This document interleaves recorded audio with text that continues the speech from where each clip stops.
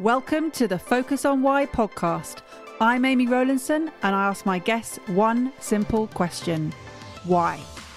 Focusing on the importance of why, I share with you the relatable, uplifting and inspiring conversations I have with people from all walks of life. This podcast will encourage you to focus on your why to enable and empower you to achieve the success you desire. Have a purpose, have a plan, focus on why. So today on the Focus on Why podcast, I am joined by Giampiero Scatolone. Welcome. Hello. Hi. Thank you for having me. And where are you based right now? Tell the audience. Right now, I live in the U.S. in New Hampshire, and I've been living here for about 8 months. Prior to this, I was living in Germany with my wife for 3 years, and this is home for now. Fantastic. And how did you hear about the Focus on Why podcast? Well, I've been looking at different podcasts. I'm a big fan of different podcasts. I've done a lot of learning in the past 4 years through audio content, and definitely podcast is it's one of the ways I learn. And as I've been reaching out to different podcasts so I can promote my public speaking and my conversations, I found out about you, and I thought, okay, I love the message. I can align with what you're doing. And yeah, definitely the question why is a very important question. So this is the situation. I put out a post on Facebook and Giampiero actually contacted me and I hadn't even gone live at this point. So we're recording pre-launch. So he doesn't have any idea about how the podcast is going to go, but because of the concept, he's intrigued. Is that right? That's correct. That is a very powerful question. I believe that the purpose of conversations is not necessarily to find answers, but to learn how to ask better questions. And why? It's a very powerful question. Oh, absolutely. For me, it's everything. So you call yourself a conversation facilitator. My goodness, what a great title. Tell me what that means. Well, that means it's interesting because I've always been trying to look for my life purpose. And I heard one time this person said to me, when you discover your purpose, you're going to realize that it's something that you've been doing your whole life. And I've been having conversations ever since I was a little boy. And conversation facilitator is something that I learned after I was diagnosed with PTSD a few years ago. I went to counseling. And one of the things in hindsight that I learned from my counselor, my psychologist, was that he never gave me any advice, but he created a space for me to speak. And that's where I began to discover myself. My journey for self healing and putting myself together began. And I think if I can do that for somebody else, is create the space for them to speak, then my work is done. And why is it so important to be able to create that space for someone? What does it mean to them? It means that they get to discover who they are. They get to stop seeking questions from the outside, because I believe that our tendency as people who love other people is that we want to make things better. So we tend to give advice. And advice, it's applicable to each individual. Whatever happened to me, whatever I did may not work for you. However, you are the expert of yourself. And if you're able to speak and articulate what you're feeling and articulate where you've been, where you are, and where you want to go, then you begin to design the plan that you want for your life. And it's you are it. You're the person who, I have this quote that I created it. And this is the quote: you are the light at the end of the tunnel. You've always been the light at the end of the tunnel, because there's an optimal version of us that we all have deep inside. I wish I could be this ideal. And that is the light at the end of the tunnel. Whenever you're going through trials, whenever you're going through hardship, if you become a little bit more like that ideal that you have in your mind, then you are able to make it through the tunnel into the light. And in the end, you'll discover it's you. I love that. I love that analogy of light at the end of the tunnel. It's a really, really good metaphor. So explain why the psychologist helped you. What was it that you were going through, and why were you going through PTSD? So I joined the Army late in my life. I was 32 when I joined the Army. It was 2009 when there was downturn in the U.S. economy and worldwide too. And I wanted to find a job where I could provide benefits for my children. I never really graduated from college or university, so there are some jobs that were not available to me. And I've heard that people do things out of inspiration or desperation. And at the time, I just wanted to take care of my family. So I was old, but not too old to join the military. So I joined the military, and within a few months, I was in my first duty station, which was in Germany. And then within a few weeks, I was in Afghanistan in the middle of combat, and I was there for 10 months. And were you prepared for that? Mentally, were you prepared for that? I thought I was. It's interesting because I thought, okay, I'm 32 at the time. I was 32. I have a family. I lived enough life. I'll be okay, I thought to myself. And then when you see people suffering, your friends, civilians over there, and the worst thing that was to see little children get hurt. And I joined the military because I wanted to provide for my family. And then I see all these little kids, these little children get hurt because they are the collateral damage of the war. And that was very shocking for me. I was not prepared to see that or to experience that. And I remember at first I would call home and I would ask my relatives, my family, send me candy because these kids are adorable. They always want candy from us, and I love to give them candy. And then within a few months, when I began to see all this, I was engaged in a lot of different battles, a lot of different events. When I saw people get hurt, especially children, then for some reason I wanted kids to be away from me. Well, there's one particular event, if I could talk about it. There was an explosive that was meant for, we believe, us, the soldiers, and these children, local Afghani children, somehow they activated the explosive and they got severely hurt. And they were brought to us so we can provide the medical assistance that they needed. And I was looking at the kids and I saw the faces of my 3 children reflected in the faces of those 3 little boys. And that did it for me. I became like numb. I cried, but after that, I was just like, okay, I stopped feeling. And then, which is a survival mechanism that allows you, if you're in combat, you don't feel any pain, you don't feel any major feelings. So you're running on adrenaline for several months. And then when you come home, you're hyper alert and you're looking for where's the trouble, where's the problem going to come from, looking at every people as possible targets. And the adrenaline is not there anymore. So I started to feel a lot of anxiety everywhere I went. And that's when you went to counseling.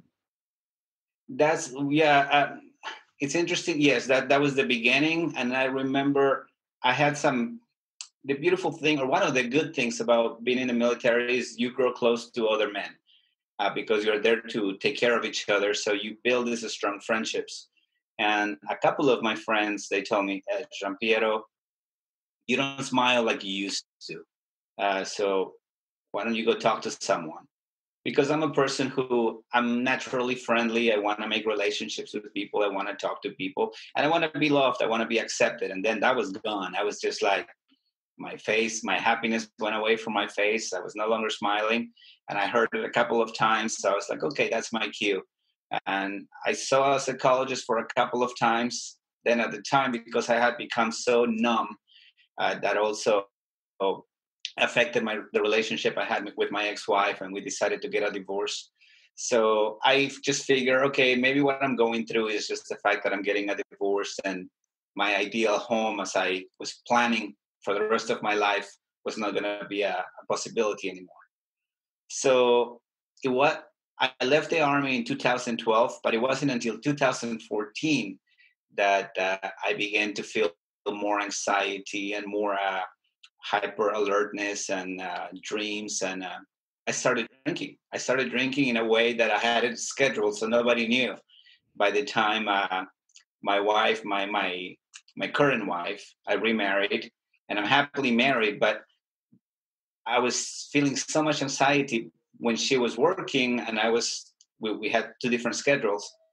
I was drinking, and then I had it in such a schedule that I knew when she was coming home, so I would have enough time to sober up, take a shower, get cleaned up.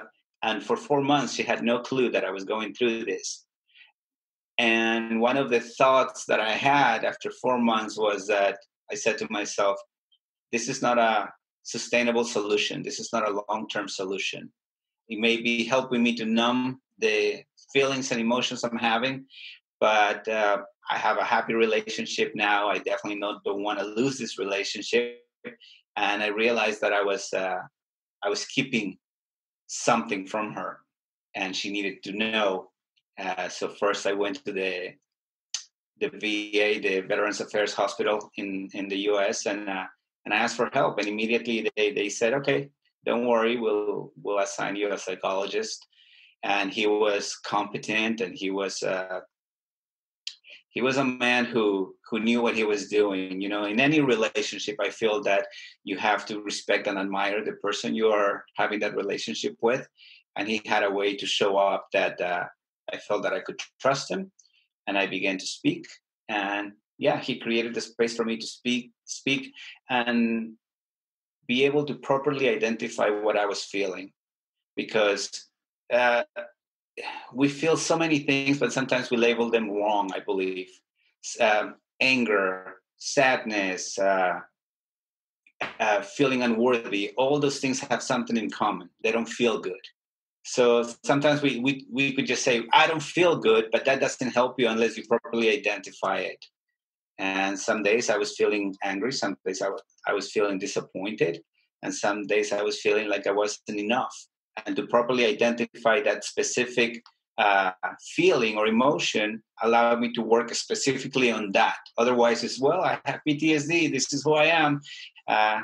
And you're just you're being led by your emotions as opposed to you having a chance to work or push against those emotions. So the way you're articulating your feelings, I mean, clearly you're very in touch with them now, but was it a shock at the start to try and work out how to be in touch with them?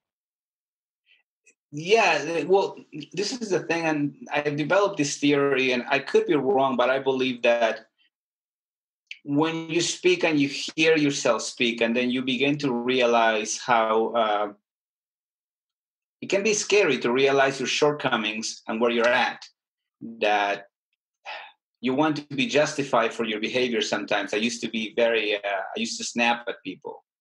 And I felt like I was short-tempered, that I couldn't control my emotions sometimes.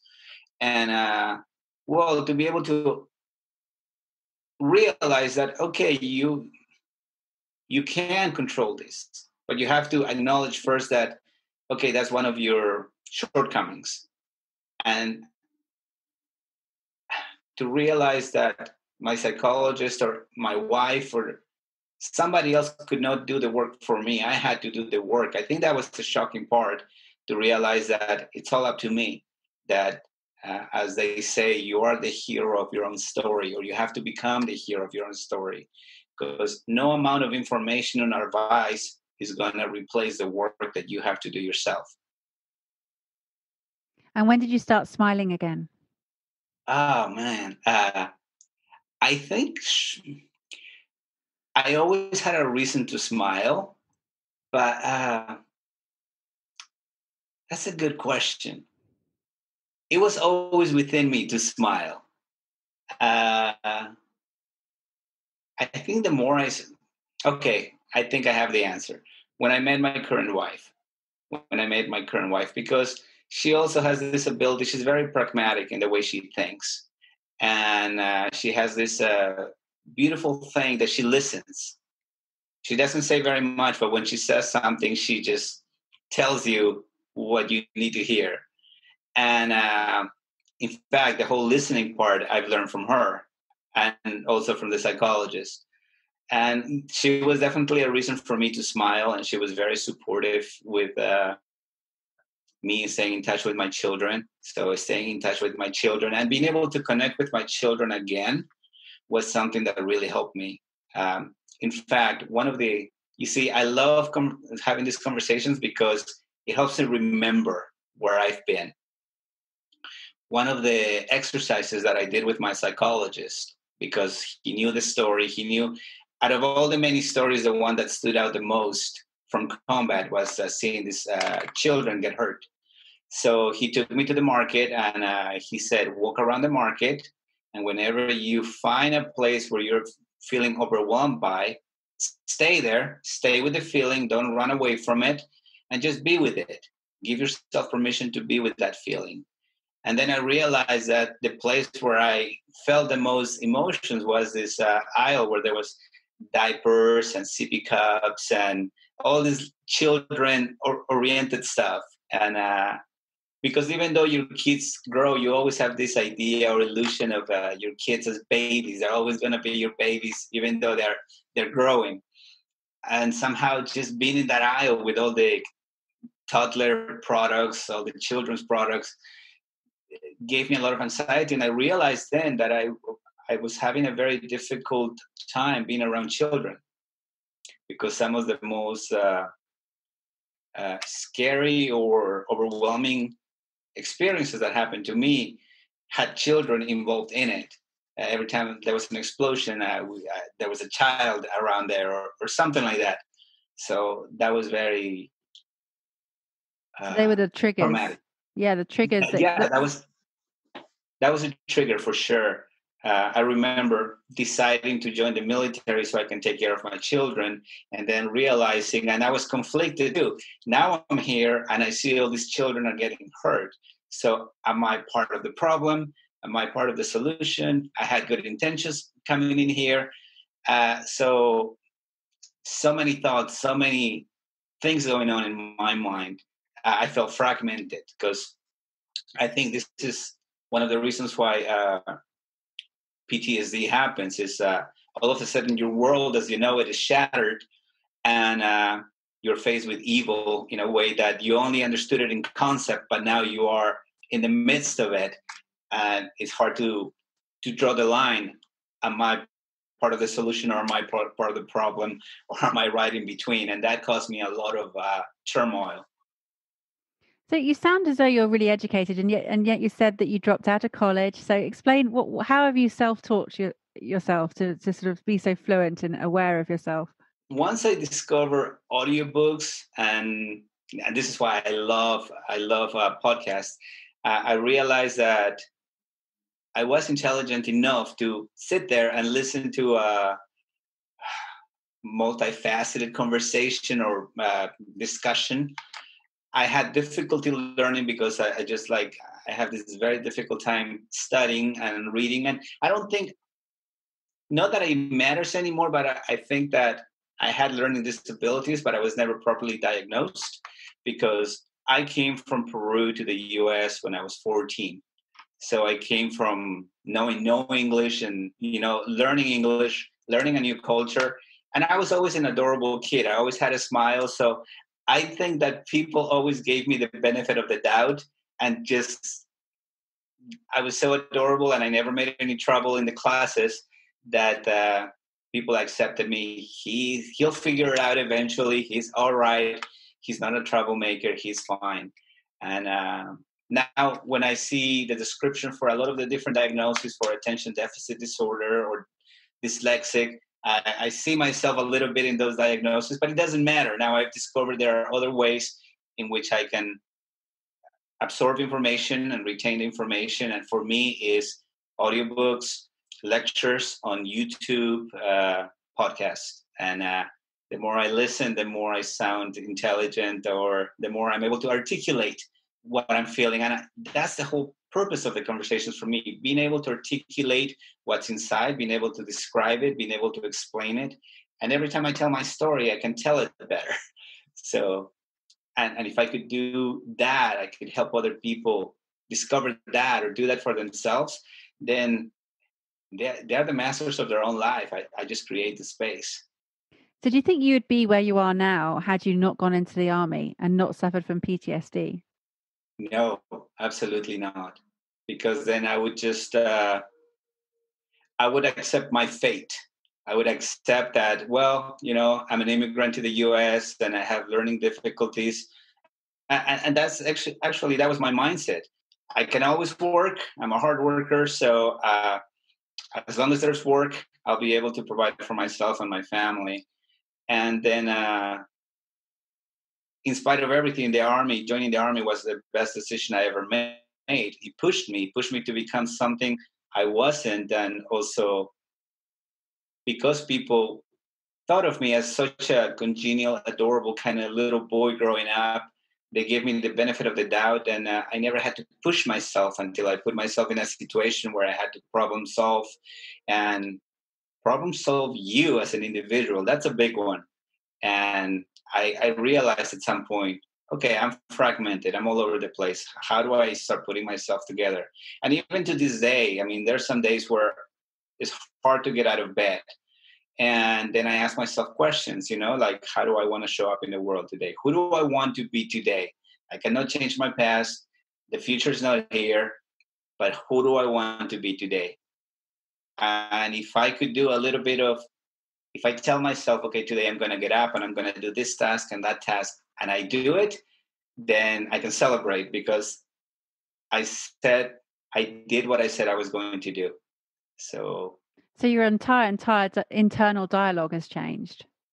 yes, absolutely. I realized that I always heard like, oh, people have voices in their heads or they talk to themselves, and it's like, absolutely. If you want expert advice, talk to yourself.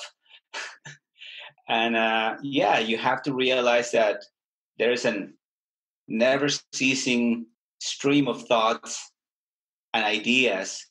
And I see a lot of people try to meditate to stop the thoughts and give that up because it hardly ever stops. But you need to decide who you want to be, how you want to show up every day. That's all you can control today, how you behave and how you react. I began to immediately after I did something, like I would snap at people, I would take it back and be like, I'm sorry for my reaction right now. And I began to try to make things right as I went along, as opposed to the Giampiero before the military was like, well, if I didn't understand you and I got upset at you, I don't want to talk to you for a few days, type of thing. And now I strive more for connection because there's a lot of things that the people that show up in my life can teach me. And I show up as that person who, like, okay, if I listen to them and I speak, I get to see my reflection in them. I get to see a different version of me, and I get to learn something about me also. I heard this quote by Abraham Lincoln who says, "Don't judge other people; they are exactly what we would be under the same circumstances." So I try to give up my assumptions, and I am open to learning from as many people as I can. And it's your work of being a conversation facilitator, that's important to you because of the positivity that you can provide by allowing people just to listen to what they're saying. Is that what you do? Yeah, 100%. It's like the answer will always come from within. And if I could, I want, that quote that says, be the change that you want to see in the world, by Gandhi. And if I can do more of if I can create a space for people to discover that if they do more of what they want to see in the world, then their world, at least their world, will change. My world has changed, and this is the reason why I'm able to have a quality relationship with my wife today, also with my ex-wife and my children, because I've tried in as much as I can to make amends, and also I'm the first one to acknowledge, okay, I my bad, I did something wrong. How can we fix that?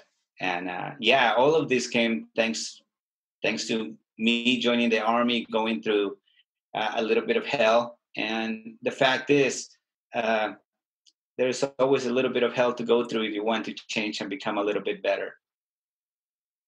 And who would you say has inspired you the most from all the podcasts or books or audiobooks, and anyone in particular that you'd like to? I mean, you've quoted Lincoln, you've quoted Gandhi, so Yeah, anybody?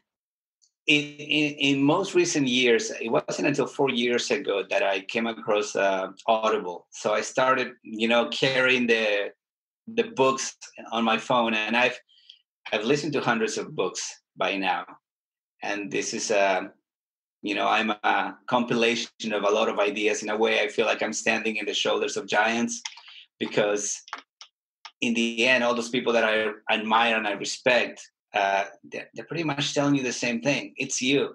It's you taking responsibility. It's you making a decision. And even if it's a wrong decision, commit to it and see what happens. And in the last 3 years, one of the most influential, he's a clinical psychologist from Canada. His name is Jordan B. Peterson. He has a couple of books out. One of them is 12 Rules for Life. And rule number 8 says, tell the truth, or at least don't lie. And I try to live my life aligned to that. And it's not easy, because sometimes you want to make a good impression. Sometimes we all have our different intentions or reasons why we do things. But just remember, tell the truth. It's just so much easier. I was going to say, tell the truth to yourself. That's the important one, right? Be honest with yourself. It begins with you, yes. Like, one of the things that through conversations I've learned, that we are not honest with ourselves, and then we wonder why our lives are not working the way we wish they would be working out. And a very simple one would be, somebody asks you, how are you doing? And you say, I'm okay, or I'm fine. It's like, okay, then your brain is not looking for solutions or optimal ideas for you to make your life better, because you keep saying, I'm fine. And we sort of act as if we are a finished product. And there's a quote that is attributed to, I think, is Michelangelo. There's discrepancies as to whether he said this or not, but he said, a work of art is never finished, it's only abandoned. And I think all of us, sometimes we get these moments when we feel that we've made it. We're a job. I've always been like this. It's in my DNA. It's in my culture, and this is who I am. It's like, maybe, but and this is why I love all the different questions that you post on your site, because one of them is, what if? What if? As I've listened to different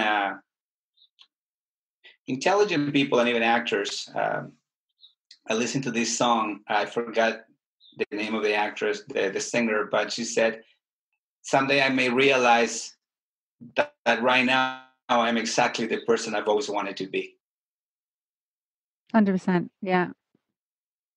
Yeah. Sometimes we're looking for this someday, and it's like, you've been doing it your whole life. You probably haven't been getting paid for it. And this is where you make the distinction. It's like, well, once I get paid, then I can call myself officially whatever. But no, I heard from another speaker who said, once you discover your calling, the thing that you were meant to do, you will realize that it's something you've been doing your whole life. That's amazing. So, finding your identity on the journey that you have, can you imagine what has been the most important pivotal moment for you in finding your voice, and how that's sort of changed everything you now forever? Giving myself permission to fail. If I wish there was something that I could have been told when I was growing up, was that I was going to fail, and I was going to fail many times, because I know our family, our culture, our religion, whatever helps us to grow up, tells us the sky's the limit. You can be anything you want. You're a good person. You're wonderful. Go for it. But I don't think they stress enough the fact that you're going to fail, and you're going to fall. You're going to fall on your face. You're going to, you are going to ridicule yourself. Sometimes you're gonna look like a fool. And as you study stories, how the stories are put together, like the archetypes, you realize that in order for you to become the hero of the story, first you have to become the fool. That person who takes that leap of faith, and everybody says, like, he cannot do it. Oh, it's never been done before. What a fool. But it is the fool who becomes the hero in the end, because he did something different. He dared to do it. Amazing. yeah, more and more I give myself permission to fail. Well, I always ask people for a last minute tip. And I mean, I think we've just got a bonus one there because that was a fantastic one. Since I was a little boy, I realized I've known that I'm a very emotional person, and it's my strength and it's also my weakness, because I feel so much I can connect with people, but because also I feel so much I could get overwhelmed with a lot of emotion. And that's something that I've discovered as I've studied different personality types. And yeah, I have my proclivities for negative emotion, but the more I aim at being the person that I wish I could be, not because somebody else says you should be this guy, but I have now a clear idea. It's like, I want to be the guy who speaks. I want to be the guy who, I like the word inspired, because the root of inspired means to breathe life into another. And yeah, if I could inspire someone through my story or through my listening, then that's great. Uh, so I'm discovering more about me as I go along. You mentioned you find your calling, and this has been my calling, and it's frustrating that it's taken so long for me to realize that, but I'm here because it's the right time right now. This is the moment that it was meant to happen, and I'm embracing it. And out of a time that's difficult right now in terms of lockdown, I've been the most creative and innovative and honest with myself than I have ever been, and that I'm very grateful for. And this podcast is the result of that. So I'm a strong believer in out of adversity becomes opportunities. 100%. And I looked at your bio and the things that you've accomplished. I'm very impressed, and I love it. And I think one of the things that I think is your strength is you seem to be very organized. And sometimes people like me who are very emotional, we need that structure to be able to put ourselves together. I just want to say thank you so much for coming on the show, Jean-Pierre. It's been amazing, and I really feel that you're going to inspire people across the world from your story of through adversity, through lack of education, and through disability of the PTSD, how you've repaired yourself and how you've pulled yourself back from all of those elements and into the smiley, happy child again that you once were, and bringing sunshine to all of us, and seeing the light at the end of the tunnel, being the optimal you. It's been an absolute pleasure having you on the podcast. Thank you so much. I really appreciate this. Like I said, it's what I aim for, that create a space for other people to get to know themselves. And then people who are listening will recognize themselves in that, and they will also give themselves permission to be themselves. Absolutely. And if you could just give the audience one piece of advice now, what would that be? I would say one piece of advice: aim to tell the truth. Aim to tell the truth. And there are many ways, and this is why articulated speech is so important. You may not want to reveal everything, but if somebody asks you, how are you doing? You can say, I'm not feeling my best today, or I'm not at 100%. You don't have to tell the drama. That's not the whole point. But you don't need to share with people your agony. Sometimes also don't share your story with people who haven't earned the right to listen to you, because you need to, in order to have a beautiful, growing relationship, you have to respect and admire that other person. But if somebody offers you that space that you can trust, and you can tell your story and they can honor your story, just so you can figure out and articulate what's going on inside you, that's what I would tell people to strive for. Tell the truth. Thank you for listening to the Focus on Why podcast. I'm Amy Rowlandson, and if you've enjoyed this episode, please leave me a 5-star iTunes review. Connect with me on LinkedIn, Instagram, and Facebook, and become a member of the inspiring, uplifting, and positive Focus on Why Facebook group. Have a purpose, have a plan, focus on why.